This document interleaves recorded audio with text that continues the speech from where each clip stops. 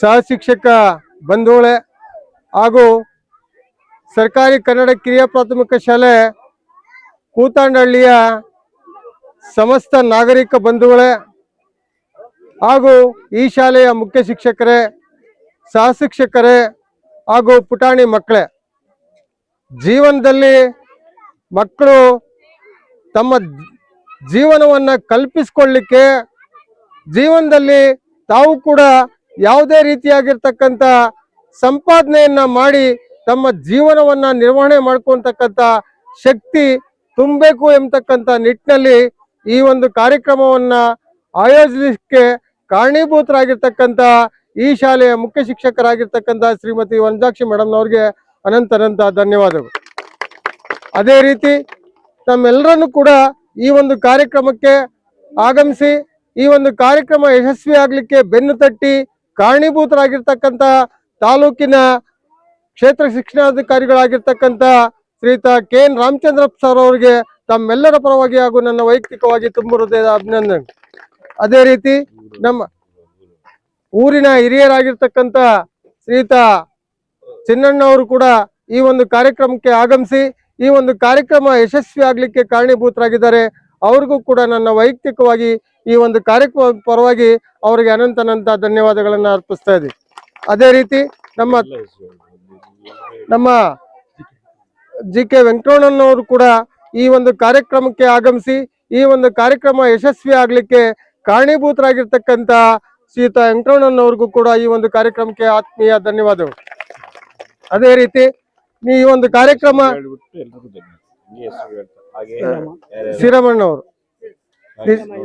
ಶ್ರೀರಾಮಣ್ಣವರು ನಿಜವಾಗ್ಲೂ ಕೂಡ KR ಮಂಜಣ್ಣವರು, ಅದೇ ರೀತಿ ಶ್ರೀರಾಮಣ್ಣವರು ಮತ್ತು ಸುಬ್ಬಣ್ಣವರು ಮತ್ತೆ ಮೂರ್ತಿ ಅವರು, GK ವೆಂಕಟರಮಣ್ಣವರು, ಮಣಿಯವರು, ಅದೇ ರೀತಿ ಶ್ರೀನಿವಾಸ್ ಅವರು, ವೆಂಕಟರಾಮ್ ಅವರು, ಅದೇ ರೀತಿ ಈ ಒಂದು ಗ್ರಾಮದ ಎಲ್ಲರೂ ಕೂಡ ಅನ್ಯತಾ ಭಾವಿಸಬೇಡಿ. ತಮ್ಗೆಲ್ರಿಗೂ ಕೂಡ ಈ ಒಂದು ಕಾರ್ಯಕ್ರಮದ ಪರವಾಗಿ ಆತ್ಮೀಯ ಧನ್ಯವಾದಗಳು. ಈ ದಿನ ನಾವು ಈ ಕೂತಾಂಡಹಳ್ಳಿ ಶಾಲೆನಲ್ಲಿ ಗ್ರಾಮದ ಹಿರಿಯರು ಹಾಗೂ ಗ್ರಾಮಸ್ಥರೆಲ್ಲರ ಸಹಾಯದೊಂದಿಗೆ ಈ ಒಂದು ಸುಗ್ಗಿ ಹಬ್ಬ, ಚಿಣ್ಣರ ಸಂತೆ ಮತ್ತು ರಂಗೋಲಿ ಸ್ಪರ್ಧೆ ಅನ್ನೋ 3 ಕಾರ್ಯಕ್ರಮಗಳನ್ನ ಇಲ್ಲಿ ಹಮ್ಮಿಕೊಂಡ್ವಿ. ಇದರ ಉದ್ದೇಶ ಒಂದೇ, ಬರ್ತಾ ಜನರಲ್ಲಿ ಸುಗ್ಗಿ ಹಬ್ಬದ ಒಂದು ಇದು ಕಳೆದೋಗ್ತಾ ಇದೆ. ಆ ಹಬ್ಬ ಅಂದ್ರೆ ಏನು ಅಂತ ಹೇಳ್ಬಿಟ್ಟು ಮಕ್ಕಳಿಗೆ ಈಗ ಗೊತ್ತಾಗ್ತಾ ಇಲ್ಲ. ಆ ಒಂದು ಸುಗ್ಗಿ ಹಬ್ಬದ ಬಗ್ಗೆ ಮಕ್ಕಳಲ್ಲಿ ಒಂದು ಅರಿವು ಮೂಡಿಸೋದಿಕ್ಕೆ ಮತ್ತೆ ಈ ಒಂದು ಮೆಟ್ರಿಕ್ ಮೇಳ ಅಥವಾ ಚಿಣ್ಣರ ಸಂತೆ ಅಂತ ಏನು ಆಯೋಜನೆ ಮಾಡಿದ್ದೀವಿ, ವ್ಯವಹಾರ ಜ್ಞಾನವನ್ನ ಮಕ್ಕಳಲ್ಲಿ ಕಲ್ಪಿಸೋದಿಕ್ಕೋಸ್ಕರ ಈ ಒಂದು ಹಬ್ಬವನ್ನ ಈ ಒಂದು ಚಿಣ್ಣರ ಸಂತೆಯನ್ನ ಮಾಡಬೇಕು ಅಂತ ಹೇಳ್ಬಿಟ್ಟು ನಾವು ಮಾತಾಡ್ಕೊಂಡು ಈ ಒಂದು ಕಾರ್ಯಕ್ರಮವನ್ನ ಹಮ್ಮಿಕೊಂಡ್ವಿ. ಅದೇ ರೀತಿ ರಂಗೋಲಿ ಸ್ಪರ್ಧೆ, ಮಕ್ಕಳಲ್ಲಿ ಈಗ ಏನಾಗ್ತಿದೆ, ರಂಗೋಲಿ ಅನ್ನೋದು ಬರೀ ಪ್ಲಾಸ್ಟಿಕ್ ಪೇಪರ್ಸ್ ಅನ್ನ ತಂದು ಮೆತ್ತಿಸ್ತಕ್ಕಂತ ಒಂದು ಸಂಸ್ಕೃತಿ ಬರ್ತಾ ಇದೆ. ಅದಕ್ಕೆ ಆ ರೀತಿಯ ಒಂದು ಸಂಸ್ಕೃತಿಯನ್ನ ಹೋಗ್ಲಾಡಿಸ್ಬೇಕು. ಇವಾಗಿಂದ ಮಕ್ಕಳಲ್ಲಿ ಒಂದು ರಂಗೋಲಿ ಹಾಕಿದ್ರೆ ಅದು ಎಷ್ಟು ಕಳೆ ಇರತ್ತೆ, ಸಗಣಿ ಹಾಕಿ ಸಾರಿಸಿ ರಂಗೋಲಿ ಇಟ್ಟಾಗ ಎಷ್ಟೊಂದು ಕಳೆ ಇರತ್ತೆ ಅನ್ನೋದನ್ನ ಮಕ್ಕಳಿಗೆ ಈಗಿಂದ ಅರಿವು ಮೂಡಿಸ್ಬೇಕು ಅಂತೇಳಿ ಆ ಒಂದು ಕಾರ್ಯಕ್ರಮವನ್ನ ನಾವು ಹಮ್ಮಿಕೊಂಡ್ವಿ. ಈ ಕಾರ್ಯಕ್ರಮಕ್ಕೆ ನಮ್ಮ ಕ್ಷೇತ್ರ ಶಿಕ್ಷಣಾಧಿಕಾರಿಗಳು ಬಂದಿದ್ದು ನಮ್ಗೆ ತುಂಬಾ ಖುಷಿ ಆಗ್ತಿದೆ. ನಾವು ಅವ್ರಿಗೆ ಎಷ್ಟು ಧನ್ಯವಾದಗಳನ್ನ ಹೇಳಿದ್ರು ಸಾಲದು. ಅದೇ ರೀತಿ ನಮ್ಮ ECO ಮೇಡಮ್ ಅವರು ಕೂಡ ಈ ಒಂದು ಕಾರ್ಯಕ್ರಮಕ್ಕೆ ಅವರು ತುಂಬಾನೇ ಇದು ಪ್ರಾಬ್ಲಮ್ ಬರೋದಿಕ್ಕೆ ಆಗಲ್ಲ ಅಂತ ಹೇಳ್ತಾ ಇದ್ರು. ಇಲ್ಲ ಮೇಡಮ್ ಬರ್ಲೇಬೇಕು ಅಂದಾಗ BO ಸರ್ನ ಕರ್ಕೊಂಡು ಅವರು ಕೂಡ ಬಂದಿದ್ದಾರೆ. ಮತ್ತೆ ನಮ್ಮ CRP ಸರ್ ಅವರು ಅಷ್ಟೇ ಈ ಒಂದು ಕಾರ್ಯಕ್ರಮಕ್ಕೆ ಬೆಳಗ್ಗೆನೆ ಬಂದು ಈ ಕಾರ್ಯಕ್ರಮವನ್ನ ಅಚ್ಚುಕಟ್ಟಾಗಿ ನಿರ್ವಹಿಸ್ಕೊಂಡು ಹೋಗ್ತಿದ್ದಾರೆ. ಮತ್ತೆ ಆಗ್ರಾ CRP ಸರ್ ಅವರು ಕೂಡ ಬಂದಿದ್ರು. ಅವ್ರು ಇಷ್ಟೊತ್ತು ಇದ್ದು ಈಗೇನೋ ಒಂದು ಕೆಲಸ ಇದೆ ಅಂತ ಹೋಗಿದ್ದಾರೆ. ಅದೇ ರೀತಿ ನಮ್ಮ ಕ್ಲಸ್ಟರ್ನ ಶಿಕ್ಷಕರು ನಾವು ಜಡ್ಜ್ ಆಗಿ ಬರಬೇಕು ಅಂತ ಹೇಳ್ಬಿಟ್ಟು ಕೇಳಿದಾಗ ಮುನಿಯಮ್ಮ ಮೇಡಮ್ ಆಗಿರ್ಬೋದು, ಮಂಜುಳಾ ಮೇಡಮ್, ಭಾಗ್ಯಮ್ಮ, ಪ್ರತಿಯೊಬ್ರು ಕೂಡ ಅದೇ ರೀತಿ ಇದು ಕೃಷ್ಣಗಿರಿ ಶಾಲೆಯ ಮುಖ್ಯೋಪಾಧ್ಯಾಯರಂತ ಜಯರಾಮ್ ರೆಡ್ಡಿ ಸರ್ ಆಗಿರ್ಬೋದು, ರಮೇಶ್ ಸರ್ ಆಗಿರ್ಬೋದು, ಪ್ರತಿಯೊಬ್ರು ಕೂಡ ಈ ಒಂದು ಕಾರ್ಯಕ್ರಮಕ್ಕೆ ಬಂದಿದ್ದಾರೆ. ನಮ್ಮ ಕೀರ್ತಿ ಬಾಬು ಸರ್ ಅವರು ಎಲ್ಲರೂ ಕೂಡ ಈ ಕಾರ್ಯಕ್ರಮಕ್ಕೆ ಆಗಮಿಸಿ ನಮ್ಗೆ ತುಂಬಾ ಒಂದು ಸಂತೋಷ ಆಯ್ತು ಎಲ್ಲರೂ ಬಂದಿದ್ದು. ಎಲ್ರಿಗೂ ಕೂಡ ನಮ್ಮ ಹಾಗೂ ನಮ್ಮ ಗ್ರಾಮಸ್ಥರ ಪರವಾಗಿ ಅನಂತ ಧನ್ಯವಾದಗಳನ್ನ ಅರ್ಪಿಸ್ತಾ ಇದ್ದೀನಿ.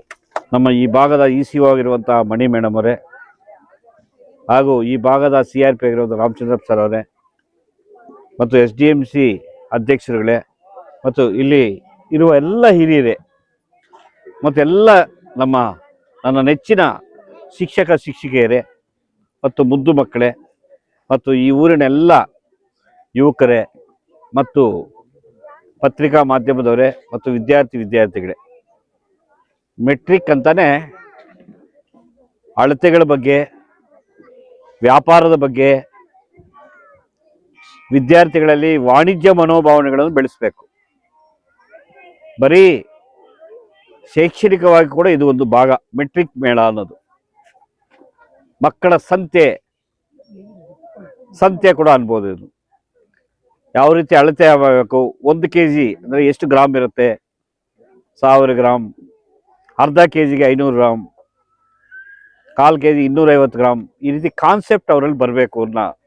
ಆ ಅಳತೆ ಮಾಡುವ ಕಾನ್ಸೆಪ್ಟ್ ಕೂಡ ಮಕ್ಕಳಲ್ಲಿ ಬೆಳೆಸಬೇಕು ಅನ್ನೋದು ಒಂದು ಇದರ ಸದುದ್ದೇಶ. ಇಲ್ಲ ಅಂದ್ರೆ ಮಕ್ಕಳಿಗೆ ಇವೆಲ್ಲ ಗೊತ್ತಿಲ್ಲ ಅಂದ್ರೆ ಏನಾಗತ್ತಂದ್ರೆ ಗಣಿತ ಲೋಕ, ಇದೊಂಥರ ಗಣಿತ ಲೋಕ ಇದ್ದಂಗೆ. ಈ ಲೋಕ ಗಣಿತದಲ್ಲಿ ಯಾರು ಚೆನ್ನಾಗಿರ್ತಾರೋ, ಯಾರಿಗೆ ಗಣಿತದ ಜ್ಞಾನ ಚೆನ್ನಾಗಿರುತ್ತೋ ಅವ್ರು ಎಂದೂ ಇನ್ನೊಬ್ಬರಿಂದ ಮೋಸ ಆಗೋದಿಲ್ಲ, ಇನ್ನೊಬ್ಬರಿಂದ ಮೋಸ ಹೋಗೋದಿಲ್ಲ. ಅಂಗಡಿಗೆ ಹೋದಾಗ ಎಷ್ಟು ಟೈಪಲ್ಲಿ ಬೇಕಾದರೂ ಮೋಸ ಮಾಡ್ಬೋದು. ಇವ್ರ ಅಳತೆಗಳು ಗೊತ್ತಿಲ್ಲ ಅಂದರೆ 900 ಗ್ರಾಮ್ ಕೊಟ್ಬಿಟ್ಟು 1 kg ಅಂತ ಅಳತೆ ಮಾಡಿಕೊಟ್ಬಿಡ್ಬೋದು. ಅದಕ್ಕೆ ಅವರ ಬಗ್ಗೆ ಗೊತ್ತಿರಬೇಕು ಅನ್ನುವ ಮನೋಭಾವನೆ ಮಕ್ಕಳಲ್ಲಿ ಬೆಳೆಸಬೇಕು. ಹಾಗೆ ಇನ್ನೊಂದು ಮನೋಭಾವನೆ ಅಂದರೆ ಸ್ವಯಂ ಕೃಷಿ.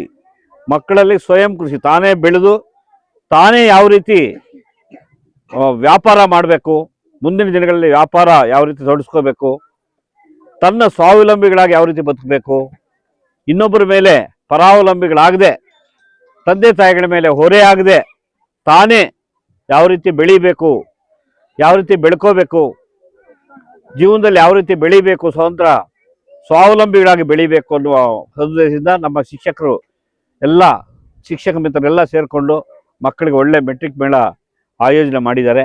ಭಾಳ ಸಂತೋಷಕರ ವಿಚಾರ. ಇದು ಹೀಗೆ ಮುಂದುವರಿಯಲಿ. ಮಕ್ಕಳಲ್ಲಿ ಇದು ಬೆಳೆದಾಗ ಮುಂದಿನ ದಿನಗಳಲ್ಲಿ ಸ್ವಾವಲಂಬಿಗಳಾಗಿ ಬೆಳೆಯೋದಕ್ಕೆ ಅನುಕೂಲ ಆಗುತ್ತೆ. ಹಾಗೆ ರೈತರಿಗೂ ಕೂಡ ಇಂಡೈರೆಕ್ಟ್ ಆಗಿ ಕೂಡ ಅವ್ರ ಹತ್ರ ಕೊಂಡು ಸ್ಥಳೀಯವಾಗಿ ಸಿಗುವಂತಹ ಎಲ್ಲ ತರಕಾರಿಗಳನ್ನು, ಎಲ್ಲ ಬೆಳೆಗಳನ್ನು ಮಾರಿಕೊಳ್ಳೋಕ್ಕೆ ಅವಕಾಶ ಸಿಗತ್ತೆ. ಸ್ಥಳೀಯವಾಗಿ ಎಲ್ಲ ಪ್ರೋತ್ಸಾಹ ಸಿಗದಂಗೆ ರೈತರಿಗೆ ಕೂಡ ಪ್ರೋತ್ಸಾಹ ಮಾಡ್ದಂಗಿರುತ್ತೆ ಅಂತ ಹೇಳ್ತಾ, ಇತ್ತೀಚಿನ ದಿನಗಳಲ್ಲಿ ಎಲ್ಲ ವ್ಯವಸಾಯ ಮರ್ತೋಗ್ತಾ ಇದ್ದಾರೆ. ನನ್ನ ಪ್ರಕಾರ ಇನ್ನು ಒಂದು 10 ವರ್ಷ 20 ವರ್ಷ ಆದಮೇಲೆ ನಮ್ಮ ಇಂಡಿಯಾ ಕೂಡ ಎಲ್ಲ ಸಾಂಪ್ರದಾಯಿಕ ಬೆಳೆಗಳೆಲ್ಲ ಬಿಟ್ಟೋಗ್ತಾ ಇದ್ದಾರೆ. ಈಗಲೇ ಬಿಟ್ಬಿಟ್ಟಿದ್ದಾರೆ ಆ ಬೆಳೆಗಳನ್ನು. ಮತ್ತೆ ನಾವು ಈಗ ರಾಗಿ ಬೆಳೆ ಸಾಂಪ್ರದಾಯಿಕ ಬೆಳೆ, ಇದು ಬಡವರ ಧಾನ್ಯ. ಇವಾಗ ಏನಾಗಿದೆ ಅಂದರೆ, ಮೊದಲು ಬಡವರ ಧಾನ್ಯ ಇತ್ತು, ಇವಾಗ ಶ್ರೀಮಂತರ ಧಾನ್ಯ ಆಗೋಗಿದೆ. ಯಾಕಂದ್ರೆ ಎಲ್ರಿಗೂ BP ಶುಗರ್ ಬಂದಿರೋದ್ರಿಂದ ಎಲ್ಲ ದೊಡ್ಡ ಸಾಹುಕಾರ ಕೂಡ ರಾಗಿ ಬೇಕೇ ಬೇಕು. ಇಲ್ಲ ಅಂದರೆ ಬೇಗ ಟಿಕೆಟ್ ತಗೊಳ್ತಾರೆ.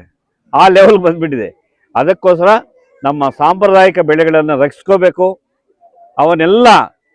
ಅವನ್ನೆಲ್ಲ ಮಾಡಬೇಕು ಅಂತ, ಆ ಬೆಳೆಗಳಿಗೆ ಪ್ರೋತ್ಸಾಹ ಕೊಡಬೇಕು ಅಂತ ಮಕ್ಕಳಲ್ಲಿ ಅರಿವು ಮೂಡಿಸೋದಕ್ಕೆ ಈ ಕಾರ್ಯಕ್ರಮ ಆಯೋಜನೆ ಮಾಡಿದ್ದಾರೆ.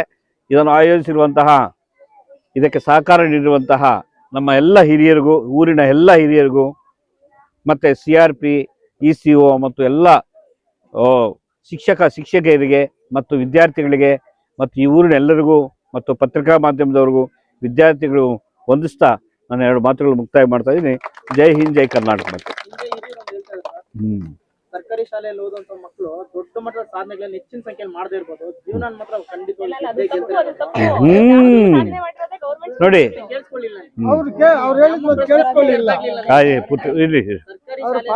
ಮಕ್ಕಳು ಹೆಚ್ಚಿನ ಪ್ರಮಾಣದಲ್ಲಿ ಸಾಧಕರಾಗದೇ ಇರ್ಬೋದು, ಆದ್ರೆ ಪ್ರತಿಯೊಬ್ಬರು ಕೂಡ ಜೀವನವನ್ನು ನಿರ್ವಹಿಸಿಕೊಳ್ಳುವ ಶಕ್ತಿ ಇಲ್ಲಿ ಸಿಗ್ತದೆ ಅನ್ನೋ ಮಾತಿದೆ. ಅದ್ರ ಬಗ್ಗೆ ಹೇಳ್ಬೇಕಂದ್ರೆ ನೋಡಿ, ರೈತರು ಅನ್ನೋದು ರೈತರ ಮಕ್ಕಳಿಗೆ ಇರುವಷ್ಟು, ಅವರ ದೇಹದಲ್ಲಿರುವಷ್ಟು ಶಕ್ತಿ ಬೇರೆಯವ್ರಿಗೆ ಇರೋದಿಲ್ಲ. ಕಾರಣ ಏನಂದ್ರೆ, ಇವರು ನೈಸರ್ಗಿಕ ಪದಾರ್ಥಗಳನ್ನು ತಿಂತಾರೆ. ನೈಸರ್ಗಿಕ ರೈತರ ಮಕ್ಕಳ ನಿಸರ್ಗವಾದ ನಿಸರ್ಗದತ್ತವಾದ ಆಹಾರವನ್ನು ಸೇವಿಸೋರು. ಇವ್ರಿಗೆ ಎಷ್ಟು ಶಕ್ತಿ ಇರುತ್ತಂದ್ರೆ ಅಷ್ಟು ಪೌಷ್ಟಿಕಾಂಶಗಳ ಶಕ್ತಿ ಇರ್ತದೆ. 4 ಕಿಲೋಮೀಟರ್ ಬೇಕಾದ್ರೆ ನಡ್ಕೊಂಡು ಹೋಗ್ತಾರೆ ಇವರು. ಇವ್ರ ಜೀವನದಲ್ಲಿ ಏನು ಬಂದರೂ ಕೂಡ ಧೈರ್ಯವಾಗಿ ಫೇಸ್ ಮಾಡ್ತಾರೆ. ಅದೇ ಬೇರೆಯವರು ಟೈ ಬೆಲ್ಟ್ ಕಟ್ಕೊಂಡಿರೋರು ಸ್ವಲ್ಪ ಕಷ್ಟ ಬಂದ್ರೆ ಅದನ್ನ ಹಿಂಗೆ ಎಳೆದು ಬಿಡ್ತಾರೆ. ಅವ್ರು ಹಿಂಗೆ ಎಳ್ಕೊಂಡು ಜೀವನ ಇಷ್ಟೇನ ಅಂದ್ಕೊಂಡ್ಬಿಡ್ತಾರೆ. ಆದ್ರೆ ನಮ್ಮ ರೈತರ ಮಕ್ಕಳು, ಹಳ್ಳಿ ಮಕ್ಕಳು ಏನ್ ಮಾಡ್ತಾರೆ ಅಂದ್ರೆ ಎದುರಿಸ್ತಾರೆ. ಎಲ್ಲ ಹೆಣ್ಮಕ್ಳು ನೋಡ್ತಾ ಇದೀವಲ್ವಾ, ಹಳ್ಳಿಗಳಲ್ಲಿ ಏನೇ ಗಂಡ ಹೇಗಿದ್ರು ಕೂಡ ಜೀವನ ನಡೆಸ್ತಾರೆ. ಅದು ಆ ರೀತಿ. ಹಾಗೆ ನೋಡಿ, ನಮ್ಮ ಕೋಲಾರ ಜಿಲ್ಲೆಯಲ್ಲಿ IAS ಮಾಡಿರುವ ಫಸ್ಟ್ ವ್ಯಕ್ತಿ ಏನಂದ್ರೆ ಸಿ ಮುನಿಸ್ವಾಮಿ ಅಂತ ರೈತರು ತೋಟದಲ್ಲೆಲ್ಲ ಕೆಲಸ ಮಾಡಿಕೊಂಡು ಅವ್ರ ತಂದೆ ತಾಯಿಗಳು ವ್ಯವಸಾಯ ಮಾಡಿಕೊಂಡು ಓದಿಸ್ತಾ ಇದ್ರು. ಈಗ MP ಇರುವ ತಾತ, MP ಇರುವ ಅಪ್ಪ ಅನ್ಸುತ್ತಲ್ಲ, MP ಅವರ ತಂದೆ ಮಲ್ಲೇಶ್ ಬಾಬು ಅವರ ತಂದೆ ವ್ಯವಸಾಯ ಮಾಡ್ಕೊಂಡು ನಾವು ಅವ್ರ ಜೊತೆಯಲ್ಲಿ ಎಲ್ಲ ಇದ್ವಿ. ಅವರು ಅಗಿಯೋರು, ಎಲ್ಲ ಅಗಿದು ತೋಟ ಎಲ್ಲ ಅಗಿದು ಕೆಲಸ ಮಾಡಿ IAS ಪಾಸ್ ಮಾಡಿದ್ದಾರೆ. ಅದಕ್ಕೋಸ್ಕರ ಅನೇಕ IAS IPSಗಳಲ್ಲಿ ಬಹಳ ಗ್ರಾಮೀಣ ಪ್ರದೇಶದ ಹೋಗಿರೋರೇ ಇದ್ದಾರೆ. ಬೇರೆಯವರೆಲ್ಲ IAS ಮುನಿಸ್ವಾಮಿ IAS IPS ಎಲ್ಲ ಹಳ್ಳಿಗಳಲ್ಲೇ ಮಾಡ್ತಾ ಇದ್ದಾರೆ. ಆದ್ರೆ ಇತ್ತೀಚೆಗೆ ಏನಾಗ್ತಾ ಇದ್ರೆ ನಮ್ಮ ಗ್ರಾಮೀಣ ಸೊಬಗನ್ನು ಮರೆತೋಗಿ ಕೆಲವರು ಅವ್ರಿಗೆ ಸಾಂಸ್ಕೃತಿಕ ಬಗ್ಗೆ ಗೊತ್ತಿಲ್ಲದೆ ಏನಾಗ್ತಾ ಇದ್ದಾರೆ ಅಂದ್ರೆ ಪಾಶ್ಚಿಮಾತ್ಯ ಸಂಸ್ಕೃತಿಗೆ ಅಳವಡಿಕೆ ಆಗ್ಬಿಡ್ತಾ ಇದ್ದಾರೆ. ಅದಕ್ಕೋಸ್ಕರ ನಾವು ಕೂಡ ಮಕ್ಕಳನ್ನು ಬಹಳ ಗ್ರಾಮ್ಯ ಸೋಬಗು ಇಲ್ಲವಂತೆ ಬೆಳೆಸಿದಾಗ, ಧೈರ್ಯ ತುಂಬಿದಾಗ, ಜೀವನದಲ್ಲಿ ಆತ್ಮಸ್ಥೈರ್ಯ ತುಂಬಿದಾಗ ಬಹಳ ಚೆನ್ನಾಗಿರ್ತಾರೆ. ತಂದೆ ತಾಯಿಗಳು ಕೂಡ ಇದನ್ನು ಮಾಡಬೇಕಾಗಿದೆ. ಫಸ್ಟ್ ಧೈರ್ಯ ತುಂಬಬೇಕು ಮಕ್ಕಳಲ್ಲಿ. ಆ ರೀತಿ ಹೇಳ್ತಾ, ಇತ್ತೀಚೆಗೆ ಎಲ್ಲಿ ನೋಡಿದ್ರು ಆತ್ಮಹತ್ಯೆಗಳು ಅವು ಇವು ಜಾಸ್ತಿ ಆಗ್ತಾ ಇರೋದು. ಏನು ಕಷ್ಟ ಬಂದ್ರು ಆವಾಗಲೇ ಆತ್ಮಹತ್ಯೆ ಅಂತಾರೆ. ಕಾರಣ ಏನಂದ್ರೆ ಮಕ್ಕಳಲ್ಲಿ ಆ ಭಾವನೆ ನಮ್ಮ ಪೇರೆಂಟ್ಸು ಅಥವಾ ಶಿಕ್ಷಕರು ಕೂಡ ತುಂಬಬೇಕು. ಆತ್ಮಸ್ಥೈರ್ಯ ತುಂಬಬೇಕು ಫಸ್ಟ್. ಎಲ್ಲ ಪ್ರಪಂಚ ದೊಡ್ಡದಾಗಿದೆಪ್ಪ, ಕಷ್ಟ ಬಂದು ತಡ್ಕೋಬೇಕು, ಮತ್ತೆ ಅದನ್ನು ತಿಳಿಗೊಳಿಸುವಂತಹ ಸಾಮರ್ಥ್ಯ ಬೆಳೆಸ್ಬೇಕು ಅನ್ನೋ ನಿಟ್ಟಿನಲ್ಲಿ ಹೇಳ್ತಾ, ಮಕ್ಕಳಲ್ಲಿ ಎಲ್ಲ ರೀತಿಯಲ್ಲಿ ಬೆಳೀಲಿ, ಅವರ ಸ್ಫೂರ್ತಿ ಬೆಳೀಲಿ ಅಂತ ಹೇಳ್ತಾ, ಅವರು ಜೀವನದಲ್ಲಿ ಚೆನ್ನಾಗಿರ್ತಾರೆ. ಗ್ರಾಮೀಣ ಪ್ರದೇಶದವರು ಅತ್ಯಂತ ಉಚ್ಛ್ರಾಯ ಸ್ಥಿತಿಯಲ್ಲಿ ಇದ್ದಾರೆ, ಈಗಲೂ ಇದ್ದಾರೆ, ಮುಂದಕ್ಕೂ ಇರ್ತಾರೆ ಅಂತ ಹೇಳ್ತಾ ನಾನು ಕೆಲವು ಮಾತುಗಳನ್ನು ತಾಲೂಕಿನಲ್ಲಿ 100 ಶಾಲೆಗಳಿದ್ದಾವೆ. ಕೂತನಹಳ್ಳಿ ಸರ್ಕಾರಿ ಶಾಲೆಯಲ್ಲಿ ಮಕ್ಕಳ ಸಂಖ್ಯೆ ಕಡಿಮೆ ಇದ್ರೂ ಕೂಡ ಈ ಮಟ್ಟಿನ ಒಂದು ಕಾರ್ಯಕ್ರಮ ಆಯೋಜನೆ ಮಾಡಿದ್ರು. ತಾಲೂಕಿನ ಇತರೆ ಸರ್ಕಾರಿ ಶಾಲೆಗಳಿಗೆ ಮಾತ್ರ ಆಗ್ಬೋದಾ? ಎಷ್ಟಿದ್ದಾರೆ ಮೇಡಮ್? 33 ಮಕ್ಕಳಿದ್ದಾರೆ ನೋಡಿ. ಶಾಲೆಯಲ್ಲಿ 33 ಮಕ್ಕಳಿದ್ದಾರೆ.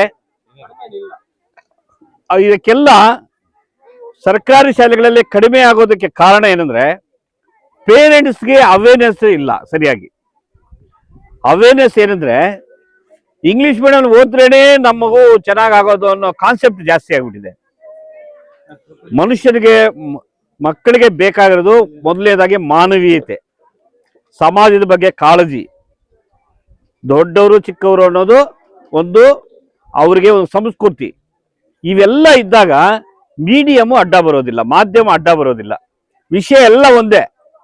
ಈಗ ನಾವು ಶ್ರೇಷ್ಠ ಶಿಕ್ಷಣಾಧಿಕಾರಿಗೆ ನಾವು ಕನ್ನಡ ಮೀಡಿಯಮಲ್ಲಿ ಓದಿ 10ನೇ ತರಗತಿವರೆಗೂ ಓದಿ ಆಮೇಲೆ ಇಂಗ್ಲಿಷ್ ಮೀಡಿಯಂ ಹೋಗಿ ಓದಿ ಅಧಿಕಾರಿಗಳಾಗಿದ್ದೀವಿ. ಅದಕ್ಕೋಸ್ಕರ ಯಾವತ್ತೂ ಕೂಡ ಮಾಧ್ಯಮ ಅನ್ನೋದು ಅಲ್ಲ, ತಾವು ತೊಡಗಿಸ್ಕೊಳ್ಳೋದು ಬಹಳ ಮುಖ್ಯ ಆಗಿರುತ್ತೆ. ಪೇರೆಂಟ್ಸ್ಗೆ ಏನಾಗಿದೆ ಇಂಗ್ಲೀಷಲ್ಲಿ ಓದ್ರೇನೆ ನಮ್ಮ ಮಕ್ಕಳು ಚೆನ್ನಾಗಾಗೋದು ಕಾನ್ಸೆಪ್ಟ್ ಅನ್ನು ಬಿಡಬೇಕು. ಸರ್ಕಾರಿ ಶಾಲೆಗಳಲ್ಲಿ ಕೂಡ ಕನ್ನಡ ಮಾಧ್ಯಮದಲ್ಲಿ ಬೆಳೆಸಿದ್ರು ಸಹ ಮಾಧ್ಯಮ ವಿಷಯ ಎಲ್ಲ ಒಂದೇ ಹೇಳ್ತಾ, ಮುಂದಿನ ದಿನಗಳಲ್ಲಿ ಅವರು ಎಲ್ಲ ಮೀಡಿಯಮು ಅದು ಕೂಡ ಬೇಕಾಗುತ್ತೆ. ಬಟ್ ಎಲ್ಲಿ ಅದೇ ಒಂದು ಜೀವನ ಏನಿಲ್ಲ, ಅದೂ ಬೇಕು ಇದೂ ಬೇಕು. ಅದಕ್ಕೋಸ್ಕರ ಕನ್ನಡ ಮೀಡಿಯಂ ಯಾವತ್ತೂ ಕೂಡ ಕಮ್ಮಿ ಆಗೋದಿಲ್ಲ ಅಂತ ಹೇಳ್ತಾ, ಸರ್ಕಾರಿ ಶಾಲೆಗಳನ್ನು ಬಲವರ್ಧನೆ ಮಾಡುವ ನಿಟ್ಟಿನಲ್ಲಿ ನೋಡಿ, ನಮ್ಮ ಹಿರಿಯರಿಗೆಲ್ಲ ಇಷ್ಟೊತ್ತು ಹೇಳಿದೆ, ಇದು ಕನ್ನಡ ಶಾಲೆ ಅಂದ್ರೆ ನಮ್ಮೆಲ್ಲರ ಶಾಲೆ. ನಿಮಗೆ ಅಧಿಕಾರ ಇದೆ, ನಿಮ್ ಬಂದು ಕೇಳುವಂತ ಅಧಿಕಾರ ಇದೆ ಇಲ್ಲಿ. ಆದ್ರೆ ಖಾಸಗಿ ಶಾಲೆಗಳಲ್ಲಿ ಏನೂ ಇರೋದಿಲ್ಲ, ನೀವು ಯಾರೋ ಅವ್ರು ಯಾರೋ. ಆದ್ರೆ ಖಾಸಗಿ ಶಾಲೆಗಳ ಬಗ್ಗೆ ನಾನೇನು ಇದು ಮಾಡ್ತಾ ಇಲ್ಲ, ಬಟ್ ಅವರು ಕೂಡ ಗುಣಾತ್ಮಕ ಶಿಕ್ಷಣಕ್ಕೆ ಪೈಪೋಟಿ ಕೊಡ್ತಾ ಇದ್ದಾರೆ. ನಾವು ಕೂಡ ಸರ್ಕಾರಿ ಶಾಲೆಗಳವರು ಕೂಡ ಪೈಪೋಟಿ ಕೊಡಬೇಕಾಗಿದೆ. ನಾವು ಕೂಡ ಗುಣಾತ್ಮಕ ಶಿಕ್ಷಣ ಕೊಡಬೇಕಾಗಿದೆ, ಪೈಪೋಟಿ ಇರಬೇಕು. ಈಗ ಪಕ್ಕದ ಮನೆಯಲ್ಲಿ ಚೆನ್ನಾಗಿದ್ದಾಗ ನಾವು ಕೂಡ ಚೆನ್ನಾಗಿರ್ಬೇಕು ಅಂತ ಪೈಪೋಟಿ ಬರುತ್ತೆ. ಆ ರೀತಿ ಅದು ನಮ್ಮ ಮನೆನೇ, ಇದು ನಮ್ಮ ಮನೆಗೆ, ಖಾಸಗಿ ಶಾಲೆಗಳಲ್ಲಿ ಯಾವ ರೀತಿ ಕೊಡ್ತಾ ಇದ್ದಾರೋ ಅದೇ ರೀತಿ ನಾವು ಕೂಡ ಗುಣಾತ್ಮಕ ಶಿಕ್ಷಣ ಕೊಡಬೇಕು ಅಂತ ಹೇಳ್ತಾ, ಗುಣಾತ್ಮಕದಲ್ಲಿ ರಾಜಿ ಬೇಡ, ನಮ್ಮ ಕನ್ನಡ ಶಾಲೆಗಳಲ್ಲೂ ಕೂಡ ಕೊಡ್ತಾ ಇದ್ದಾರೆ. ಯಾವ 1 or 2 ಇರಬಹುದು, ಅವನ್ನು ಸರಿ ಮಾಡೋಣ ಅಂತ ಹೇಳ್ತಾ ಎಲ್ಲ ಸರ್ಕಾರಿ ಶಾಲೆಗಳು ಕೂಡ ಗುಣಾತ್ಮಕರತ್ತ ಹೆಜ್ಜೆ ಆಗ್ತಾ ಇದೆ. ನಮ್ಮೆಲ್ಲ ಹಿರಿಯರೆಲ್ಲ ಸ್ಪಂದಿಸ್ತಾರೆ ಅಂತ ಹೇಳ್ತಾ, ಇಂಥ ಕಾರ್ಯಕ್ರಮಗಳು ಪ್ರತಿ ಕ್ಲಸ್ಟರ್ ಹಂತದಲ್ಲಿ ಕೂಡ ನಡೆದ್ರೆ ಮಕ್ಕಳಿಗೆ ಎಲ್ಲಾ ರೀತಿಯ ಜ್ಞಾನ ಬರುತ್ತೆ. ಪ್ರತಿ ಕ್ಲಸ್ಟರ್ ಹಂತದಲ್ಲೂ ಇಂಥ ಒಂದು ಕಾರ್ಯಕ್ರಮದ ಆಯೋಜನೆ ಬಗ್ಗೆ ತಾವು ರೂಪಿಸೋದಕ್ಕೆ ಏನಾದರೂ ಒಂದು ಆದೇಶ ನೀಡಿದ್ರೆ ಒಳ್ಳೇದು ಅನ್ನೋ ಅಭಿಪ್ರಾಯ. ಓಕೆ ಸರ್, ಅದನ್ನು ಆದೇಶ ಮಾಡೋಣ. ಎಲ್ಲವನ್ನು ಕೂಡ ಮೆಟ್ರಿಕ್ ಮೇಳ ಬಹಳ ಅವೇರ್ನೆಸ್ ಪ್ರೋಗ್ರಾಮು, ಇನ್ನು ಪ್ರತಿಭಾ ಕಾರಂಜಿ ಮಾಡಿದ್ದೀವಿ, ಕಲಿಕಾ ಹಬ್ಬ ಮಾಡಿದ್ದೀವಿ, ಸ್ಪೋರ್ಟ್ಸ್ ಮಾಡಿದ್ದೀವಿ, ಕಲಿಕಾ ಹಬ್ಬ ಬರ್ತಾ ಇದೆ, ಅನೇಕ ಕಾರ್ಯಕ್ರಮಗಳಿದೆ. ಅದರಲ್ಲೂ ಕೂಡ ಇದೊಂದು ಕಾರ್ಯಕ್ರಮ. ಯಾಕಂದ್ರೆ ಬರೀ ಪುಸ್ತಕದ ಬದನೆಕಾಯಿ ಆದರೆ ಜೀವನದಲ್ಲಿ ಮಕ್ಕಳು ಸಕ್ಸಸ್ ಆಗೋದಿಲ್ಲ. ಅದಕ್ಕೂ ಎಲ್ಲ ಮಾಡ್ತಾ ಇದ್ವಿ, ಅದಕ್ಕೆಲ್ಲ ಪ್ರೋತ್ಸಾಹ ಕೊಡ್ತೀವಿ ಅಂತ ಹೇಳ್ತಾ ಇಷ್ಟು ಹೇಳೋದ ಅವಕಾಶ ಎಲ್ರಿಗೂ ವಂದಿಸ್ತಾ ನಾನು 2 ಮಾತುಗಳನ್ನು ಮುಕ್ತಾಯ ಮಾಡ್ತಾ ಇದ್ವಿ.